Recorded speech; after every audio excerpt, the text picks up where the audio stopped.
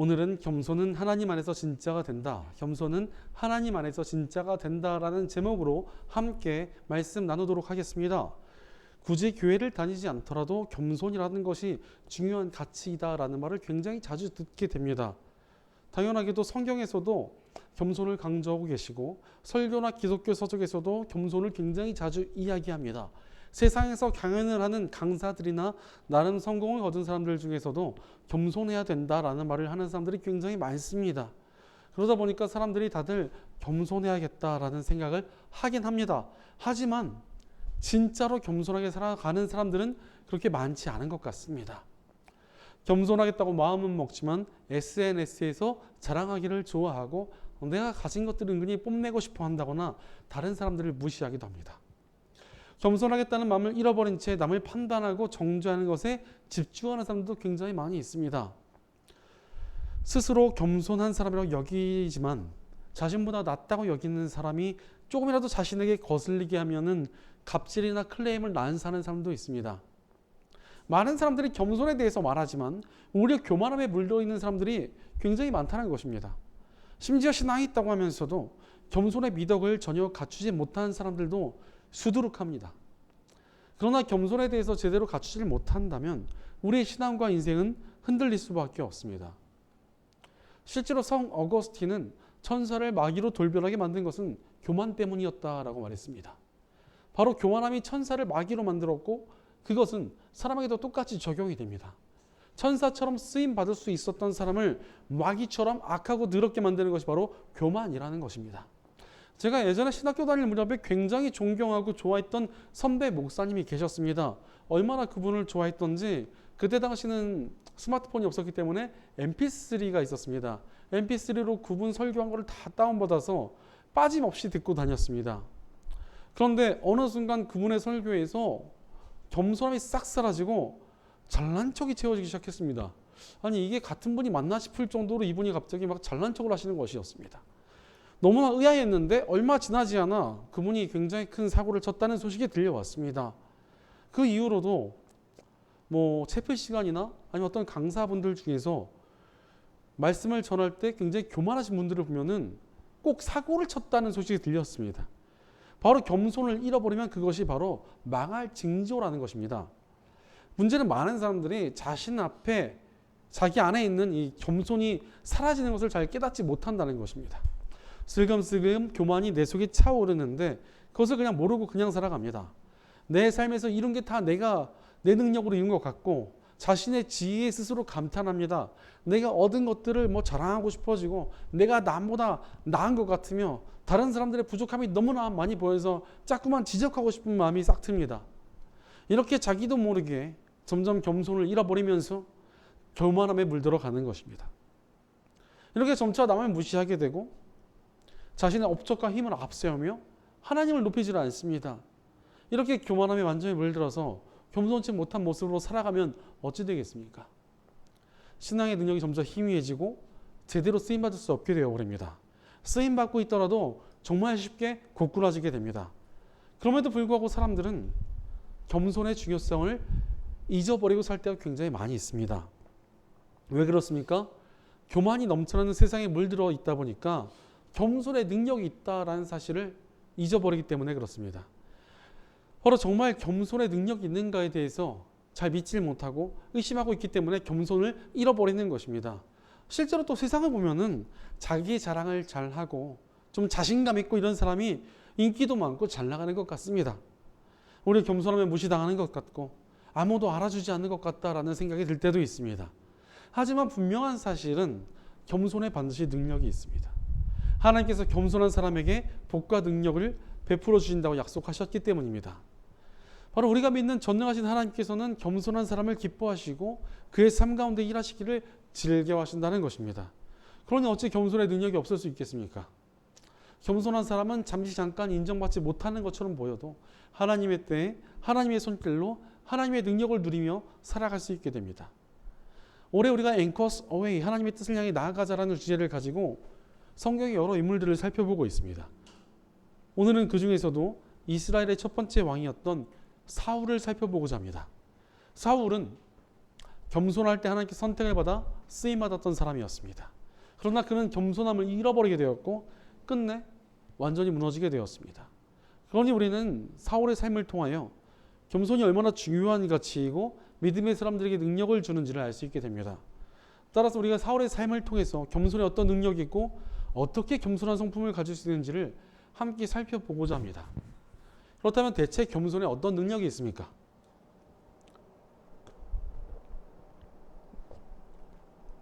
첫째로 겸손할 때 하나님의 능력이 임하게 됩니다.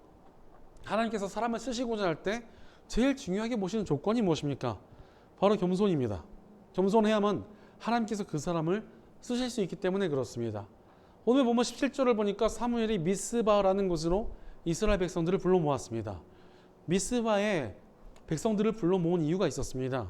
바로 이곳에서 이스라엘 백성이 낮은 자세로 하나님께 도우심을 구했으며 그 결과로 하나님의 기적이 나타나게 되었습니다. 그래서 이스라엘로 쳐들었던 강력한 적들을 하나님의 기적으로 큰 승리를 거두게 되었습니다. 그곳이 바로 미스바였기 때문에 하나님께서 미스바로 백성들을 모으신 것입니다.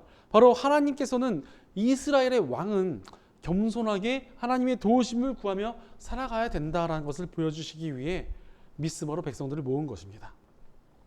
그리고는 사무엘을 통해서 제비를 뽑아 왕을 세우게 하셨습니다. 그런데 20절 말씀을 보니까 이스라엘의 12지파 중에서 베냐민 지파가 뽑혔습니다. 이것은 굉장히 의외의 상황이었습니다. 일단 베냐민 지파는 이스라엘에서 가장 작은 지파였습니다. 게다가 베냐민 지파가 가장 작은 지파가 된 원인이 있었습니다. 그것은 바로 베냐민 지파가 죄악을 저지른 흉악범들을 숨겨주려다가 이스라엘의 다른 지파들과 내전을 일으키게 되었습니다. 게다가 또 악한 일로 인해서 내전을 일으키게 된 것이었으니 베냐민 지파는 아주 처참한 패배를 당하게 됩니다. 얼마나 심하게 패배했는지 베냐민 지파에는 성인 남성이 고작 600명밖에 남지 않았습니다. 다른 지파들은 성인 남성만 수만 명씩 되는 것에 비해서 정말 끔찍할 정도로 처참하고 멸망 직전의 상황이었다는 것입니다. 또 내전이 끝나고 시간이 지났다고 해도 베냐민 지파는 굉장히 작은 지파였습니다. 게다가 큰 패배를 경험했기 때문에 패배의식을 가지고 있었습니다. 이렇게 비참하고 낮아진 사람들 사이에서 이스라엘을 다스릴 왕을 뽑고자 하신 것입니다. 사실 이것은 세상적인 시각으로 볼 때 그렇게 지혜로워 보이지 않는 일입니다. 약한 배경을 가진 왕이 세워진다면 왕권이 약해질 수밖에 없고 그럼 나라가 흔들릴 수밖에 없기 때문입니다. 그러나 하나님께서는 겸손한 사람을 원하셨기 때문에 낮고 낮아진 베냐민 지파에서 왕을 선택하셨습니다. 바로 우리 하나님께서는 낮고 겸손한 사람을 찾고 계신다는 것입니다. 그러니 우리도 하나님께서 능력을 베푸실 만한 삶을 살려면 겸손해야 합니다. 우리가 겸손하게 낮아질 때만 하나님의 능력 안에서 쓰임받을 수 있기 때문에 그렇습니다. 이어서 베냐민 지파에서 사울이 택함을 받게 되는데 사울의 태도가 굉장히 흥미롭습니다. 오늘 보면 22절을 보니까 사람들이 다시 주님께 여쭤보았다. 그 사람이 여기에 와 있습니까? 주님께서 말씀하셨다. 그는 짐짝 사이에 숨어 있다라고 말씀하십니다.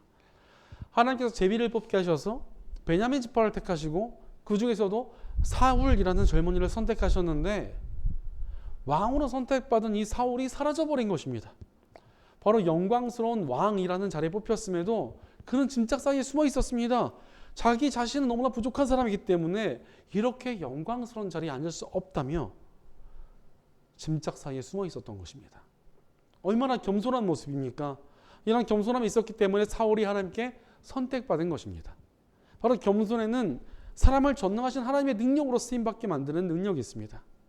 겸손을 통해 하나님께서 일하시며 능력을 베푸신다는 것입니다. 그러니 우리는 겸손해야 합니다. 그럼에도 불구하고 겸손치 않은 이들이 굉장히 많습니다. 왜 그렇습니까? 이 시대를 강력하게 지배하고 있는 우상 때문에 그렇습니다. 이 시대의 사람들이 정말 열렬히 섬기고 있는 우상은 바로 자기 자신입니다. 많은 사람들이 자기 숭배에 빠져 있습니다. 네 안에 무궁무진한 능력이 숨겨져 있다라는 이야기를 들으면은 이 시대의 사람들 열광합니다.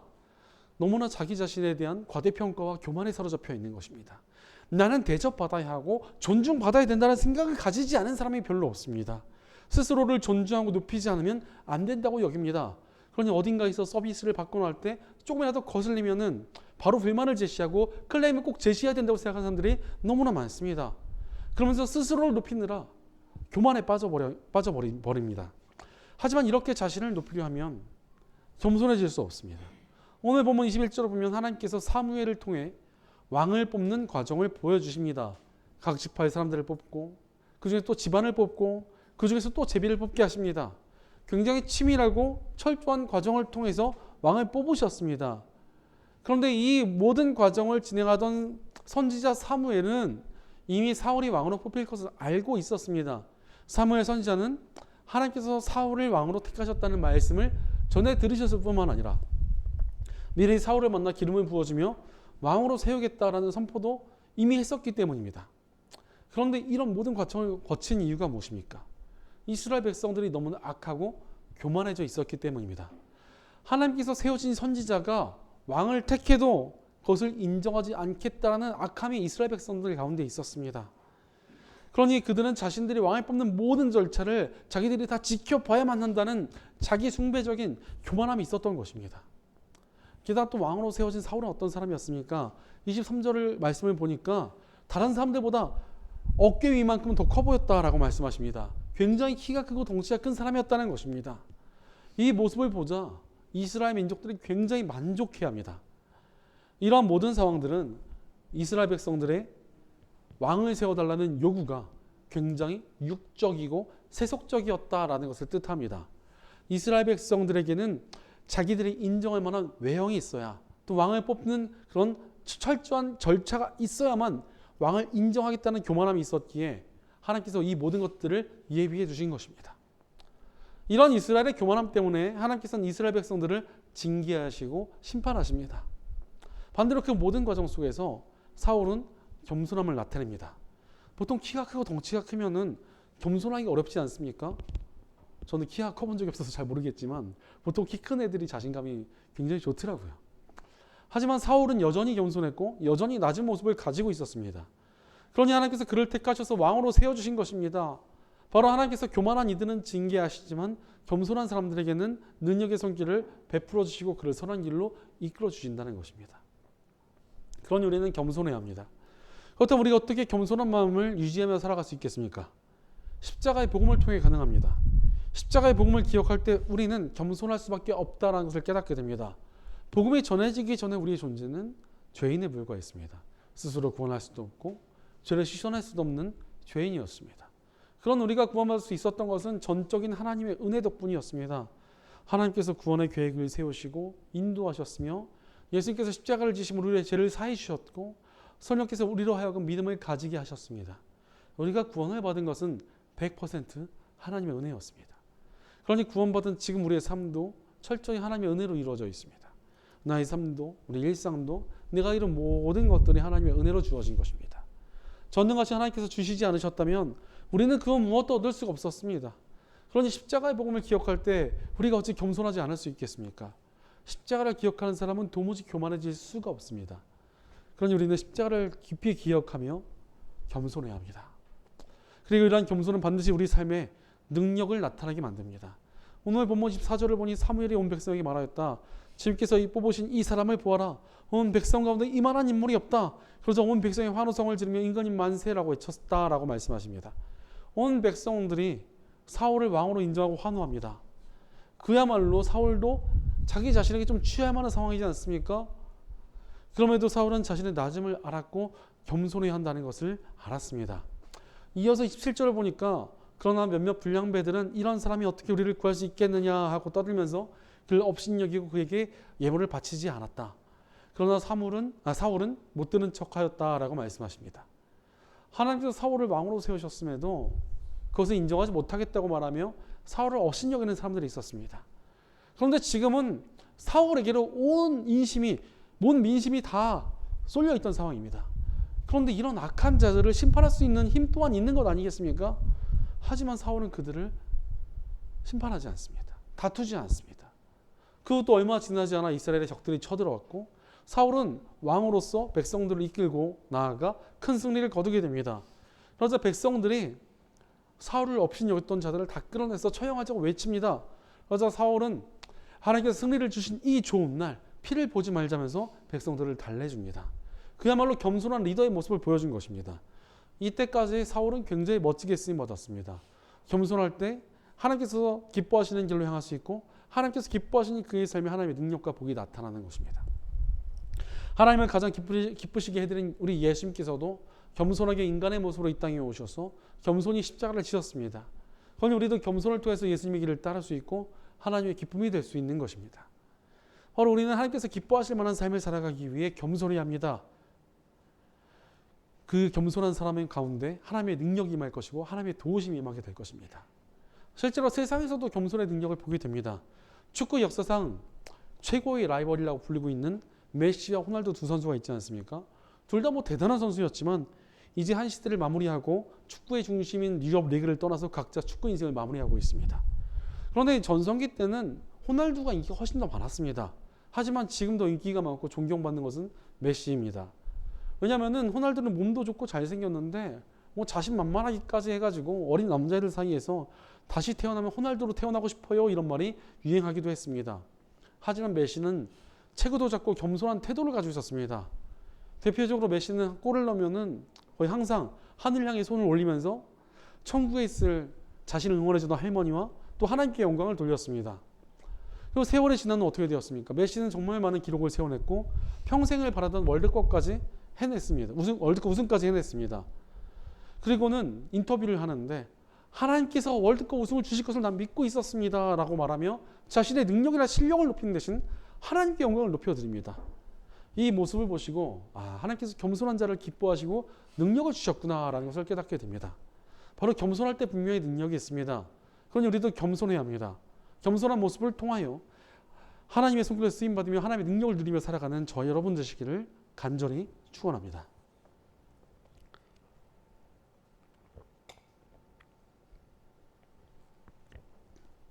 바로 우리 하나님께서는 겸손한 사람을 기뻐하시며 그에게 능력의 손길을 베풀어 주십니다.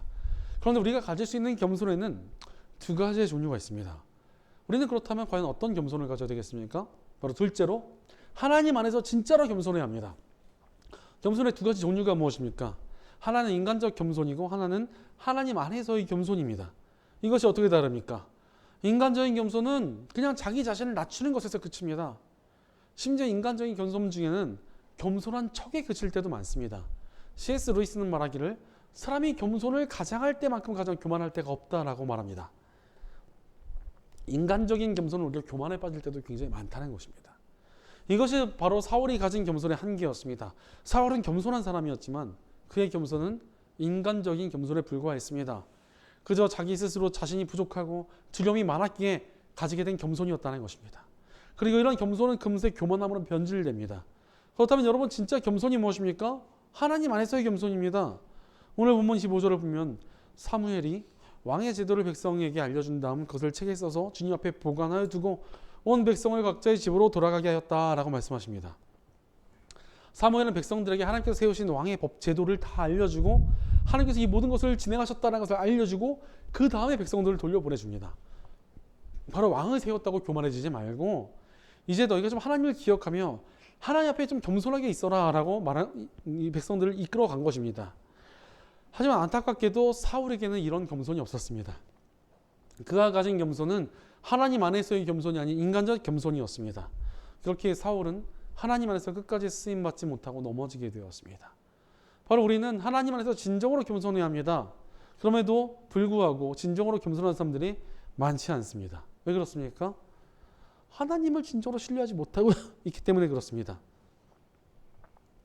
사실 진짜 겸손은 하나님을 신뢰할 때만 가능합니다. 하나님을 신뢰하지 않은 채 자기 자신을 낮추기만 하면 그것은 겸손이 아니라 그냥 자신이 없는 것일 수 있습니다. 하나님께서 모든 것을 예비하시고 이끌어 가시니 나는 낮아질 수밖에 없습니다. 하나님께 맡겼습니다 하는 것이 진짜 겸손이지 저는 못해요, 저는 안 돼요 이러고 있는 것은 제대로 된 겸손이 아니라는 것입니다. 무작정 자신을 낮추는 것은 자신이 없고 용기가 없는 것에 불과한 것일 수 있다는 것입니다. 반대로 속마음은 자신감이 넘쳐나면서도 겉으로만 저는 겸손해야 되죠, 제가 낮아요 이렇게 말하는 것은 겸손이 아니라 거짓 겸손이고 교만이 아니겠습니까?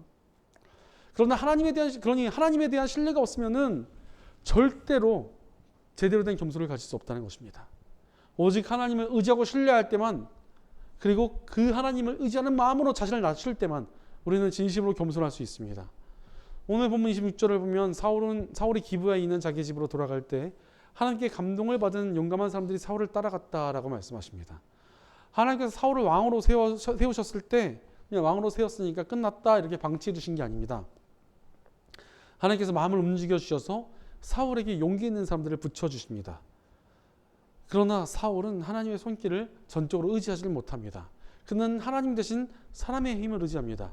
그래서 하나님의 능력을 의지하는 대신에 나라에 있는 온갖 힘이 있는 사람들은 다 자기 사람으로 끌어들입니다. 사울은 스스로를 낮게 보는 마음이 있긴 있었던 것 같습니다. 하지만 그것은 그저 자신 없음에 불과했습니다. 게다가 그 자신 없음을 극복하기 위해 하나님 대신에 사람을 의지한 것입니다. 실제로 사울이 하나님께 불순종하게 되는 사건이 벌어집니다. 이스라엘은 적들과 싸우기 전에 하나님께 제사를 드리곤 했습니다. 그런데 사울이 전쟁을 앞두고 있을 때 하나님께 제사를 드려주기로 한 선지자 사무엘의 도착이 늦어졌고, 그러자 모여있던 백성들이 기다림에 지쳐 떠나기 시작합니다. 그러자 사울은 사람들이 떠나가는 것을 두려워하며 교만하게도 자격이 없는 자신이 하나님께 드리는 제사를 인도합니다. 원래 제사는 제사장에게만 주어지는 권리였는데 자격이 없는 사울이 제사를 진행한 것입니다. 그 일로 인해 사울은 하나님의 엄중한 경고를 받게 됩니다. 그뿐이 아닙니다. 사울이 위기에 처하게 되었을 때 그를 구해준 사람이 있었습니다. 바로 사울의 신하 다윗이 사울의 적을 무찌르며 사울을 위기에서 구해줍니다. 그런데 사람들이 자신의 신하인 다윗을 칭송하자 그를 질투하기 시작합니다. 그러더니 나중에는 다윗을 죽이려고 나라를 통치하는 일도 내팽개치고 온 광야를 쫓아다닙니다.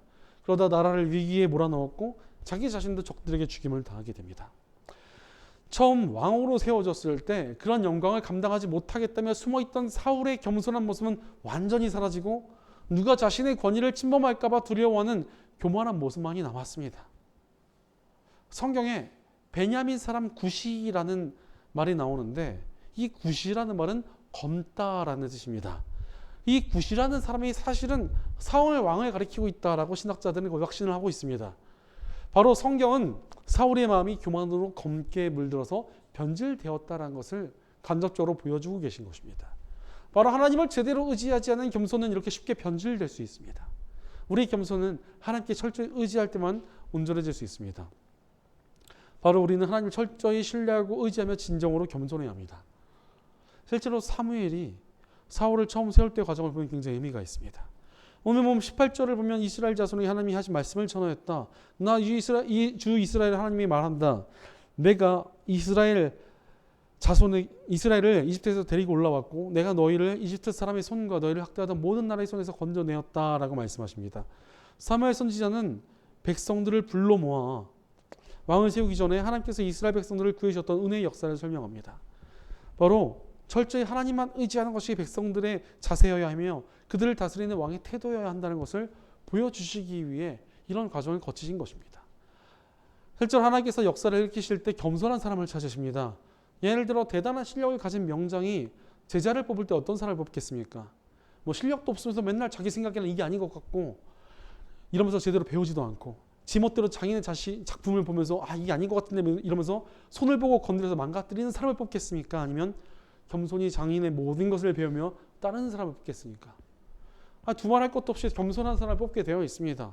마찬가지로 하나님께서도 뜻을 이뤄가실 때 교만하게 반항하는 사람을 쓰시겠습니까? 아니면 겸손하게 하나님을 신뢰하며 다른 사람을 쓰시겠습니까? 당연히 겸손한 사람을 쓰십니다. 우리는 하나님을 신뢰하며 겸손해야 합니다. 그렇다면 우리가 하나님을 신뢰하는 겸손을 어떻게 얻을 수 있습니까? 십자가의 복음 안에서 가능합니다. 십자가는 우리 하나님께서 우리의 모든 신뢰를 받으실 만한 분이시다라는 것을 증명해 주십니다. 죄를 짓고 하나님을 떠난 우리를 위해 성자 하나님께서 목숨까지 바치시며 우리를 건져 주셨고 우리를 구원의 길로 인도해 주셨는데 우리가 어떻게 이분을 신뢰하지 않을 수 있겠습니까? 그렇게 우리를 구하신 예수님께서 우리의 주인이 되어주셨습니다. 이제 우리는 예수님을 주인으로 모시고 그분을 앞세우고 사는 존재가 되었다는 것입니다. 사실 종이 자신을 내세워봐야 종입니다. 하지만 종이 주인을 내세우면 주인의 권위와 힘이 주어집니다. 우리도 마찬가지입니다. 우리도 주 하나님을 앞세우고 살아가는 것이 우리가 삶을 온전히 살아가는 길이며 진정으로 겸손할 수 있는 길이고 하나님의 능력을 나타낼 수 있는 길입니다. 실제로 사울의 뒤를 이어 왕이 된 것은 그의 신하였던 다윗이었습니다. 다윗은 성경이 인정한 겸손한 사람이었고 하나님께서 기뻐하시던 사람이었습니다. 그런데 그의 모습을 보면은 우리가 아는 겸손과는 좀 달라 보입니다. 양치기 불과했던 다윗이 다른 나라 장군 앞에서 막 당당히 그를 꾸짖습니다. 그러나 이 모습이 사실 당당한 모습이 겸손한 모습입니다. 자신을 내세운 것이 아니라 하나님만을 내세웠기 때문입니다. 바로 기독교적인 진짜 겸손은 하나님을 앞세우며 당당히 살아가는 것입니다. 나의 능력을 조금 더 의지하지 않고 하나님만 의지하는 것이 진짜 겸손이며 하나님께서 기뻐하시는 모습입니다. 바로 우리 크리스천들이 가장 강력한 힘은 하나님을 겸손히 신뢰하는 것에 있습니다. 하나님만 앞세우는 겸손에 하나님께서 역사하실 것이기 때문입니다. 그러니 우리는 하나님만 앞세우며 진정으로 겸손해야 합니다. 하나님만 의지하는 진정한 겸손을 통해 하나님의 성품을 쓰임받으며 하나님의 능력을 누리며 살아가는 저와 여러분 되시기를 간절히 축원합니다. 사랑하는 여러분, 겸손하게 살아가고 계십니까? 겸손은 우리 크리스천들의 필수적인 태도이며 능력의 통로입니다. 우리는 겸손해야 합니다. 그것도 하나님 안에서 진정으로 겸손해야 합니다. 이렇게 우리가 진짜 겸손을 가지고 하나님 안에서 살아갈 때 하나님께서 우리 삶을 기뻐하시며 도우실 것입니다. 겸손에 관한 짧은 이야기를 하나 말씀드리고 설교를 마무리하도록 하겠습니다. 예전에 어떤 큰 옷장에 새로운 옷걸이가 하나 들어오게 되었습니다. 그러자 그 옷장을 지키고 있던 오래된 헌 옷걸이가 새 옷걸이에게 말했습니다. 자네가 옷걸이라는 사실을 절대 잊지 말게나. 그러자 새 옷걸이가 의아해하며 왜 그런 말을 하십니까? 라고 물어봤습니다. 그러자 헌 옷걸이는 대답하기를 주인이 잠시 걸어준 그 옷을 자기라고 착각하는 옷걸이가 많았기 때문이네. 그들은 자만하고 자랑하다가 나중에 그 옷이 벗겨지고 나면 너무나 큰 좌절에 빠졌다네. 그러나 옷걸이라는 자신을 잊지 않은 이들은 그 사명을 기쁘게 감당하며 행복하게 살아간다네 라고 말했습니다. 우리도 마찬가지입니다. 우리는 이 땅에서 하나님께서 잠시 맡겨주신 삶을 살아갈 뿐입니다. 그럼 우리에게 나 자신을 앞세우며 교만할 자격이 없습니다. 오직 우리는 하나님께 우리의 삶을 맡기고 겸손할 뿐입니다. 바로 하나님을 앞세우고 높이는 겸손을 통해 우리의 겸손은 진짜가 됩니다. 그리고 그 진짜 겸손에 하나님의 능력이 임하며 우리 삶이 아름답게 세워질 것입니다. 그러니 교만한 세상에 물들지 않고 우리 삶을 지켜낼 수 있는 사람은 누구입니까? 하나님 앞에서 겸손하게 낮아지는 저와 여러분입니다. 영혼을 구하고 세상을 살리며 하나님 나라를 위해 아름답게 쓰임받을 사람은 누구입니까? 영혼을 신뢰하고 겸손하게 주님을 따라가는 저와 여러분입니다. 하나님께서 기뻐하실 만한 삶을 살며 하나님의 능력과 은혜를 풍성히 누릴 사람은 누구입니까? 하나님만 의지하며 진짜 겸손의 삶을 살아가는 저와 여러분입니다. 하나님만 의지하는 진짜 겸손의 삶을 살아가므로 하나님의 손길을 쓰임받고 하나님의 능력을 누리며 살아가는 저와 여러분 되시기를 주의 이름으로 간절히 축원합니다. 기도하겠습니다. 우리의 모든 삶을 이끄시고 인도하시는 하나님 아버지 감사합니다. 하나님께서 우리 삶을 책임져 주시는데도 우리가 하나님을 신뢰하지 못한 채 교만하게 살아오지 않았는지 우리 삶을 돌이켜 봅니다. 그러나 이제 우리가 겸손하게 살아가기 원합니다. 그것도 주님을 신뢰하고 앞서는 진짜 겸손함으로 살아가고자 합니다. 우리에게 겸손의 마음을 채워주시옵소서. 진정한 겸손으로 주님의 길을 따르며 하나님의 기쁨이 되게 하시옵소서. 우리 공동체 가운데도 함께 해주셔서 우리가 함께 주님을 신뢰하는 마음을 키워가며 주님을 함께 앞세우고 함께 겸손해지는 아름다운 공동체가 되게 하여 주시옵소서. 언제나 우리와 함께 하시며 능력 주시는 우리 주 예수님의 이름으로 기도드리옵나이다. 아멘.